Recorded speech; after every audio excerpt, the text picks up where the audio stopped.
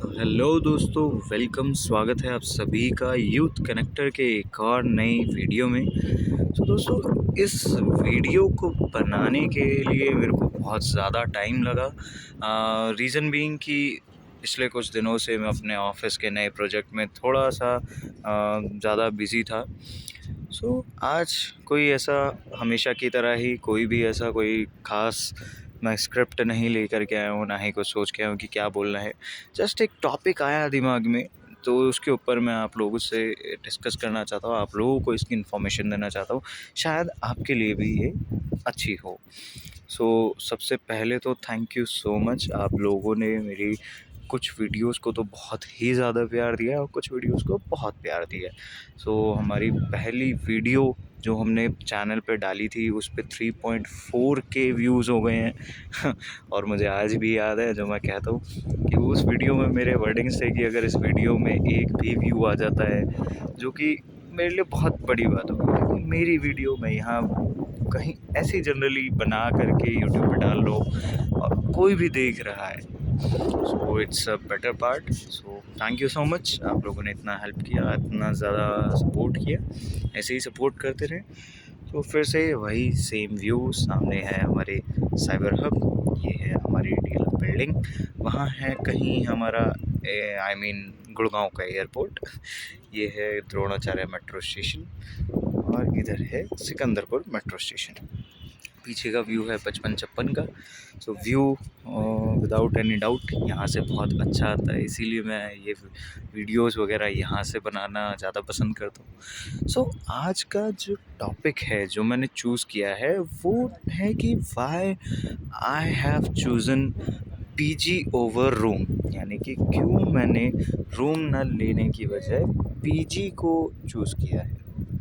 ठीक है, तो अब इस चीज़ में मैं अपने पॉइंट ऑफ व्यूज़ रखूँगा।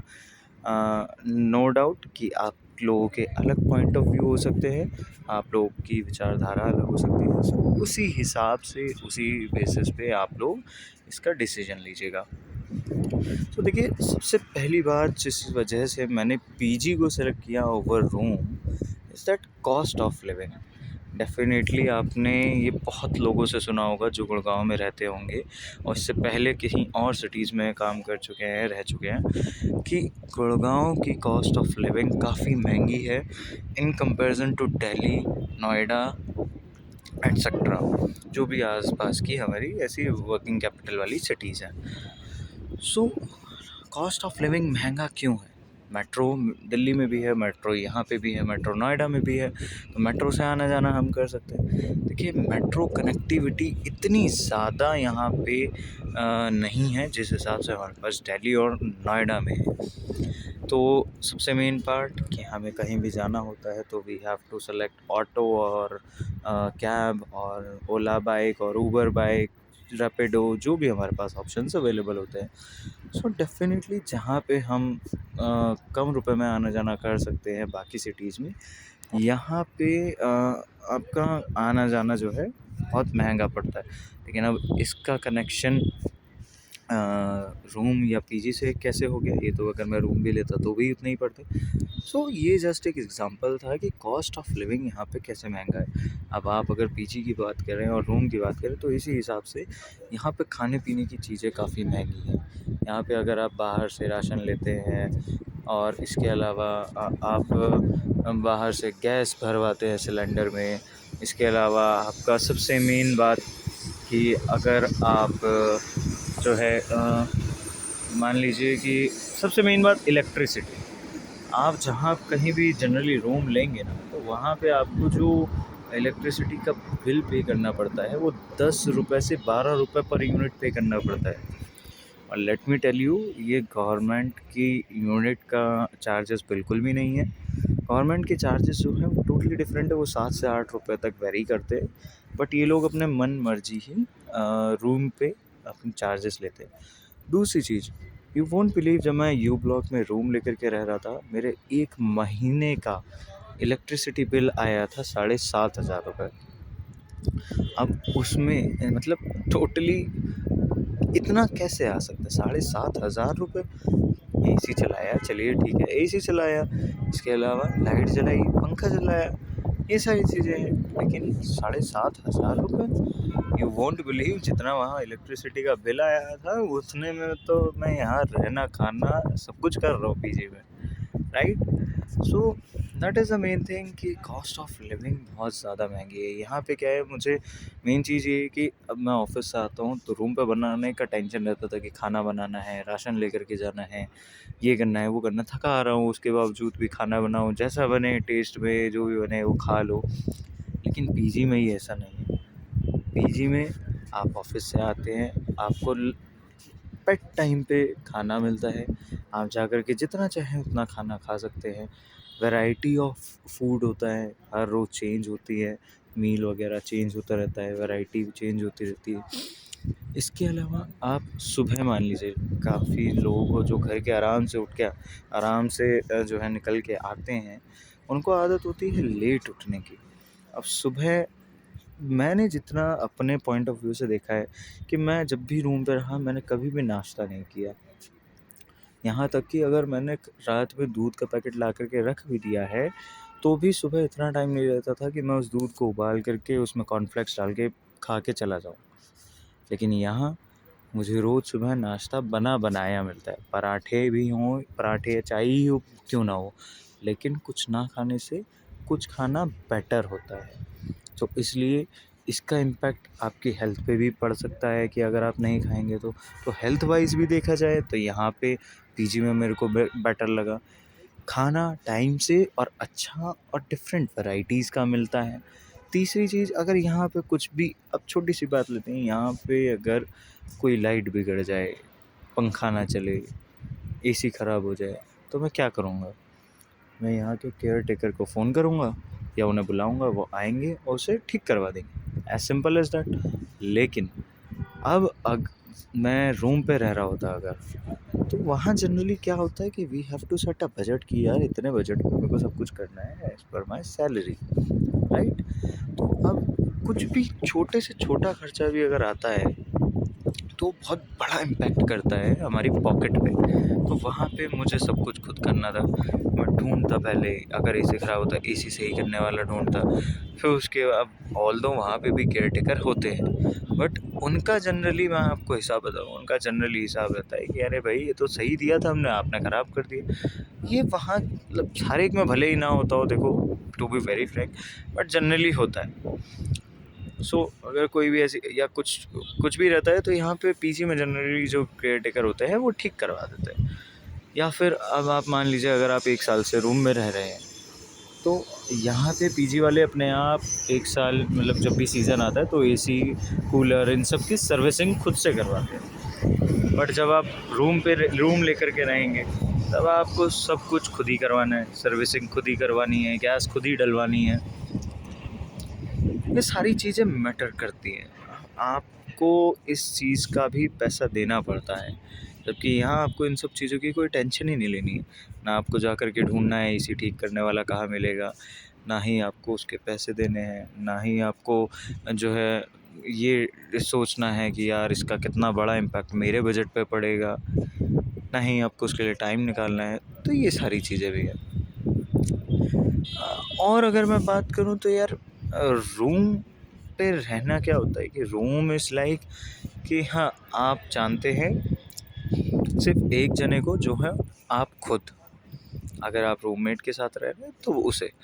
लेकिन पीजी में क्या होता है, PG is like Gokuldham society. आप समझ पा रहे मैं क्या कह रहा हूँ? मतलब सब लोग ऑलमोस्ट एक दूसरे को जानते हैं, बात करते हैं, मिलते जुलते हैं। अब ऑल्दो आप कह सकते हैं कि ये आप तो रूम में भी कर सकते हैं, लेकिन आप जब यहाँ आएंगे, आप रहेंगे तो आपको डिफरेंस पता चलेगा कि रूम जो लेते हैं that people are generally either proper corporate people, that means कि जॉब से बात नहीं कर रहा हूँ मैं, यानी कि कॉर्पोरेट माइंडसेट वाले कि मैं किसी से बात नहीं करूँगा, मैं आऊँगा अपने रूम पे रहूँगा।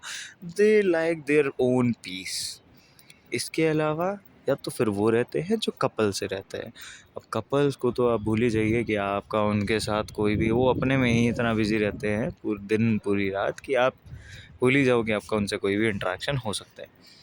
यहाँ क्या होता है, दिस इज़ अ पीजी। आप खाना लेने जाने के बहाने मेस में, या फिर आप ब्रेकफास्ट लेने जाने के बहाने, या फिर पानी भरने जाने के बहाने आप अपने किसी ऊपर नीचे या दोस्तों अगल बगल के दोस्त से मिलते रहते हैं, बात करते रहते हैं, कैसे हैं।